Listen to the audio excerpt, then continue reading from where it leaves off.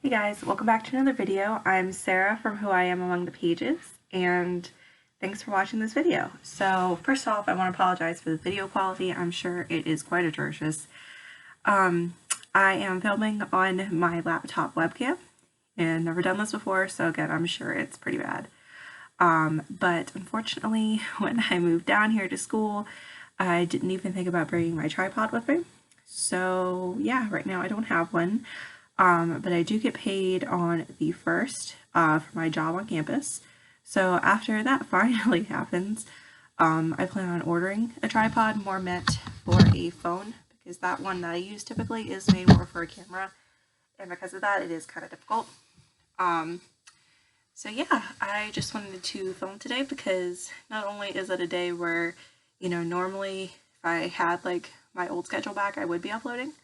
But today is the first day of classes at Virginia Tech. Wow, I even choked on that. And of course, classes are online entirely for me. It's mostly, from what I understand, only some of the science majors that have classes in person on campus, because they have labs and that sort of thing that's kind of impossible to do over Zoom. And I do get it, but I've never taken an online class start to finish as intensive as this. I took art history online when I was at community college my freshman year, and that was like super easy. It was asynchronous. Basically, there was an online textbook. It was your decision whether to read it or not. You just had tests like every 3 weeks, I believe, because I believe it was a 12-week class, not a 15. And then you had like one assignment per week. And really, it was up to you to get it done. You just had due dates and that was it. But most of my Zoom classes, from what my professors have uploaded onto our, learning system Canvas, they are synchronous Zoom call classes. And I'm definitely a little intimidated because I learn so much better in a normal classroom. Just sitting at home, I feel like it's harder for me to like get in the learning mindset. But hopefully, since I'm not, at my parents' house, the house I grew up in, and, constantly fart around in, that I'm in my apartment, at school, and there's not much else to distract me, hopefully that'll go a little differently. I'm hoping anyway. So yeah, that starts today, and I want to go ahead and apologize. My hair is wet. I just got out of the shower. First day of classes, wanted to at least appear like I had some standards of living on camera.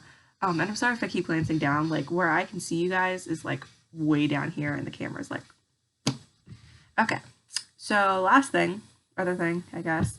In my previous video, I had talked about doing a library book haul, because I did go and like raid the library. We're very fortunate. We have a very good library.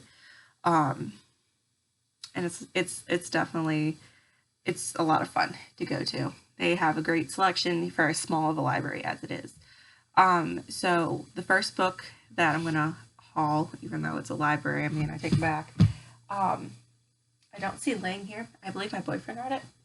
So I'm just going to tell you guys, it is Erin Hunter's, if you give me a second, I can look up the title. It is the first book in another one of her series. It is The Sun Trail, and then in parentheses, Warriors, Dawn of the Clans. So I read the Warriors books. They're, about these cats that live in the woods and have their own like system of doing things.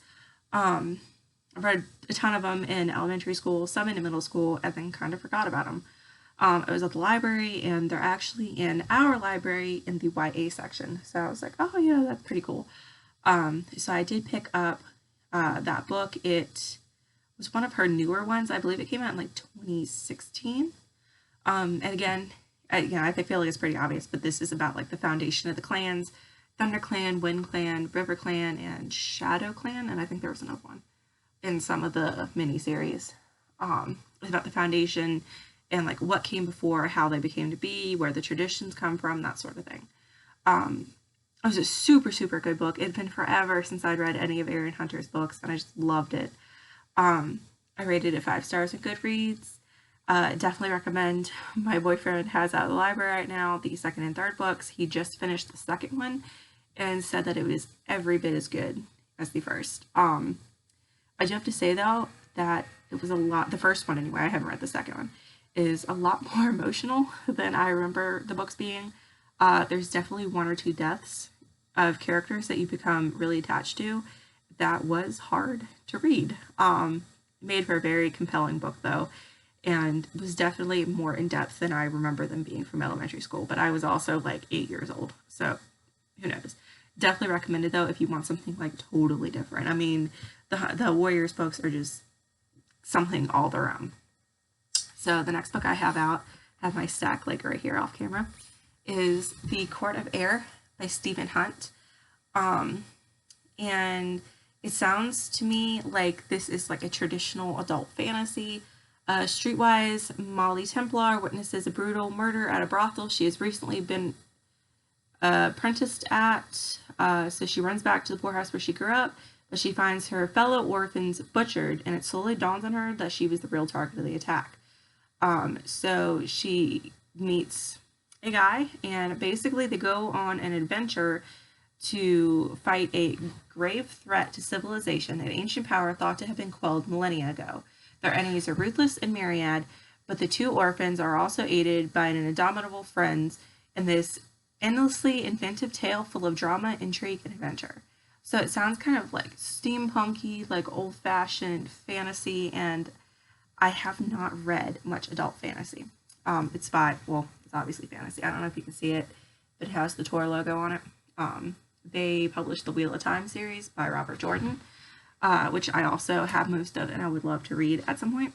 But I felt like this would be kind of a good starting point for me to start getting into adult fantasy because I've kind of exhausted the YA choices out there. I did start reading the Inheritance Cycle by Christopher Paolini. So the first book is Aragon, and I'm loving it. I can't believe I didn't read it sooner. But so this is an adult fantasy book, and I'm hoping it will help get me into adult fantasy because the only adult fantasy I brought down here with me was the Priory of the Orange Tree by Samantha Shannon, and it is enormous. So it's a little intimidating, and I'm hoping I can start small and get into it because this is not a huge book. I mean, it's over 500 pages, but it's not enormous. The next book I have out is the first book in the King Arthur trilogy, Dragon's Child by M.K. Hume.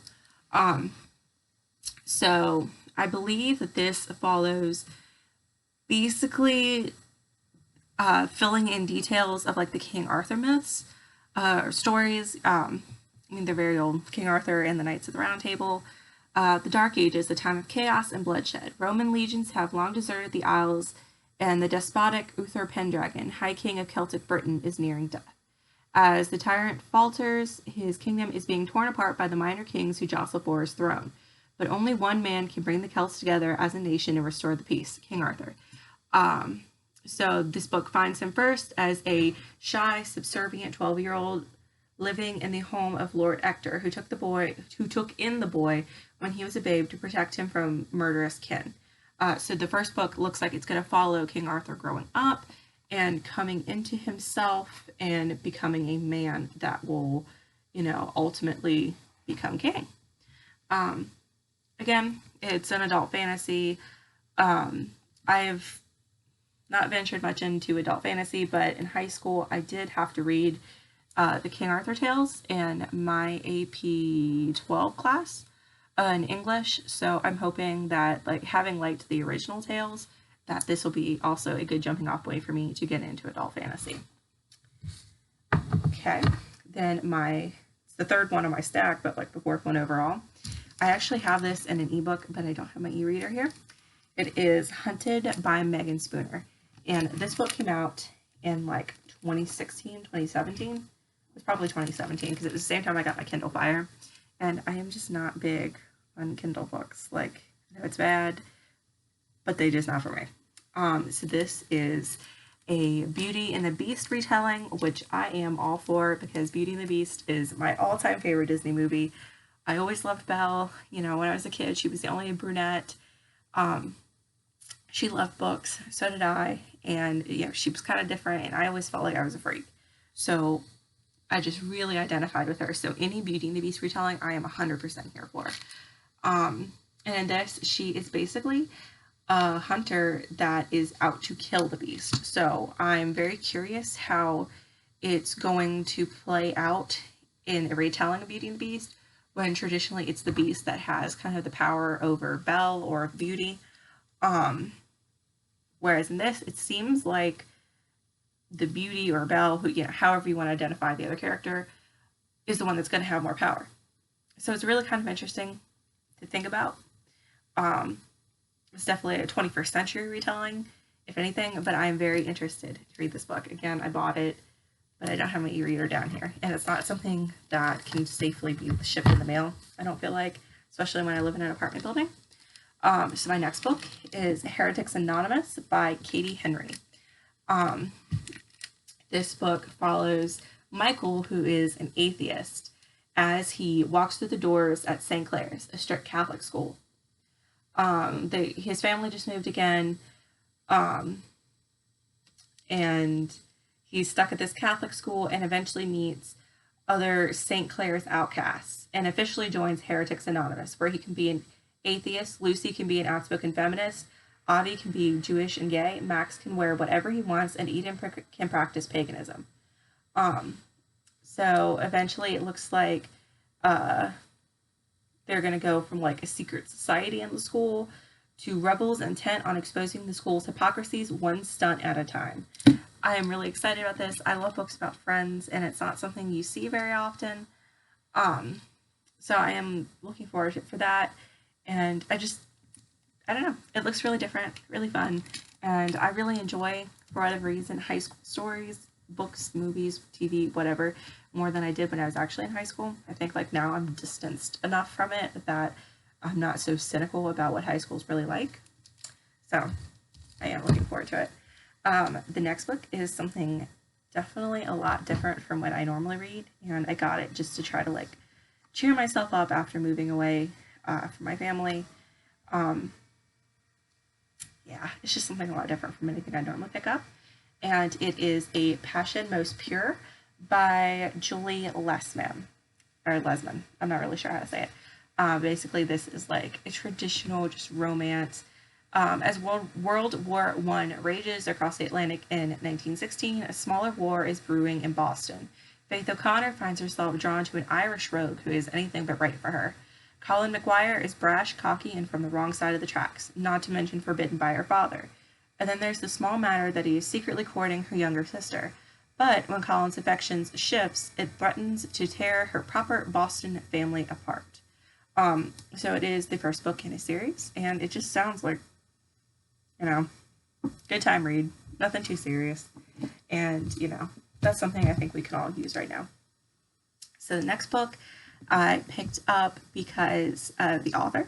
I have watched her for a couple years here on YouTube and really enjoy her writing advice and just other commentary on writing and being an author. And that is The Savior's Champion by Jenna Morrissey. I can't remember how to say it. I'm like blanking on how to say her name. But it definitely looks like something interesting. It is, again, adult fantasy, which is something I have not ventured much into. And this is definitely following that trope of like a magical competition to earn a spot.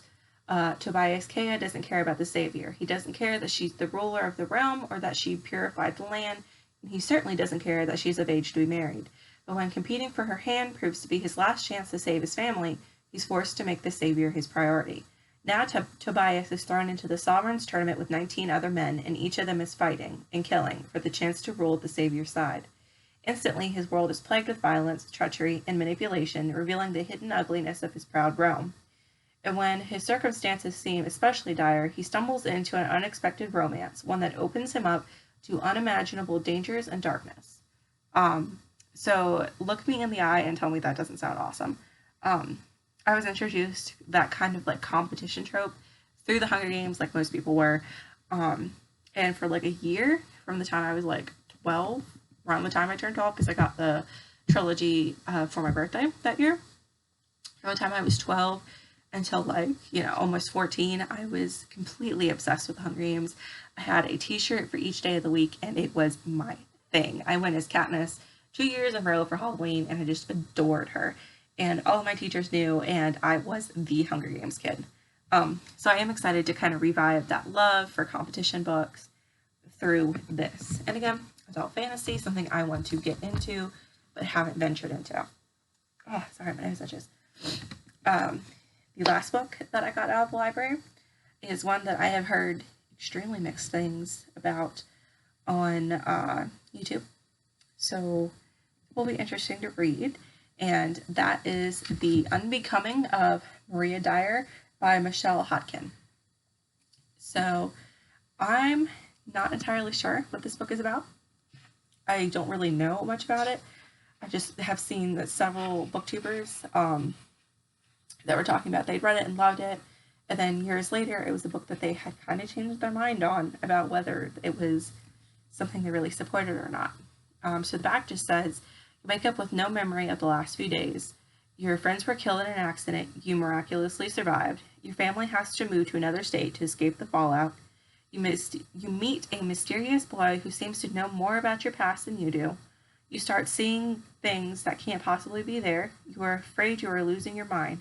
Can you keep it together? Maria Dyer is about to find out. So it sounds kind of like a psychological, maybe paranormal thing. Again, it's not something I read much of, so I am excited for something different. I kind of like the mysterious description and the fact that it doesn't tell you a whole lot, because when books do that, it feels to me kind of like you're going on an adventure with the characters rather than, you know, it's going to happen and you're just watching them figure it out. So different, and it does have a blurb on the cover from Cassandra Clare. The intrigue and romance will inescapably draw you in. So I'm hoping that's true, because I am all for books that just draw you in and take you away from the real world right now, and I think a lot of people are. So yeah, it is my library book haul and my little life update on what's going on. And it is Monday, so hopefully I can update Wednesday and Thursday, or not Wednesday and Thursday, Wednesday and Friday, like I had been. I don't work those nights, so it should be easier to have time to get everything done. My first class isn't until 2:30, so I'm going to get back to writing. I just updated Wattpad today, put a new poem up, and I'm pretty proud of it. It's very simple, but to me, it kind of embodies like what I felt like moving into my first place. That's mine. Of course, I do have roommates. My boyfriend lives with me, but it's not my parents' house. It's not a dorm room. It's mine. I'm paying the rent. I picked it out. The furniture's mine. I paid for the furniture for the most part. So yeah, it's exciting. There's so much anticipation when you move into a new place because you just can't wait to see what it looks like. And you know, there's so, especially when it's a place that's been rented, there's so many different people's memories here. And you know, I feel like it's just waiting for you to make it your own. And I tried to write a poem that kind of encompassed that. So if you guys are curious, check it out.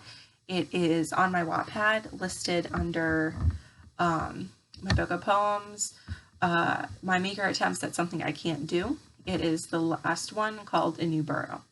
I have a bunch of poems on here. Poetry isn't really my thing, but I have been trying to get better at it. So yeah, let me know what you guys think.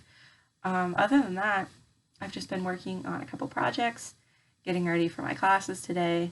I only have two. I have creative writing fiction, which I've been looking so forward to. And then I have contemporary fiction this evening, 4 to 5:15. It's a late class. Yeah, that's pretty much it. Just wanted to check in. Again, sorry for the video quality, sorry for the wet hair, just how things have worked out. So yeah, I'll let you guys know. Thanks for watching the video. You know, don't forget to do the whole YouTube thing, that comment, rate, subscribe, whatever. I love to hear what you guys think. If you have any more ideas for videos, anything you want to see, let me know. I think next I'm going to do a bookshelf tour as soon as I get a tripod that I can use, or I might just use my phone and good old hand. I haven't decided yet, but I do want to do one. So yeah, see you guys later.